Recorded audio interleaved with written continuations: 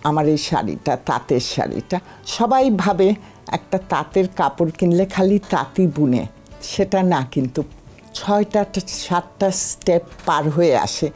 কাটাই আছে, চরকা আছে, রং করা আছে, মেনি জিনিস। আপনি একটা তাঁতের কাপড় কিনলে একটা পরিবারকে ভালোভাবে বাঁচিয়ে দেন, তারা উইথ ডিগনিটি উঠতে পারে।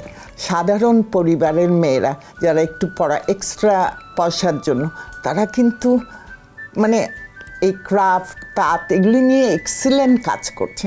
তাদের যেটা সুযোগ হয় না, ফাইন্যান্স, সব তো শহর কেন্দ্রিক না। এদের একটুখানি যদি আপনি এনকারেজ করেন, বলে করছো, আপনারা যদি মেলায় মেলায় যাবেন দেখবেন এদেরকে। ভবিষ্যৎ কিন্তু এরাই। আমি মনে করি বাংলাদেশে আমার ফিল্ডে আপনি ওয়েট করেন 5 বছরে এই এক একটা মেয়ে এক একটা জুয়েল হয়ে বের হবে।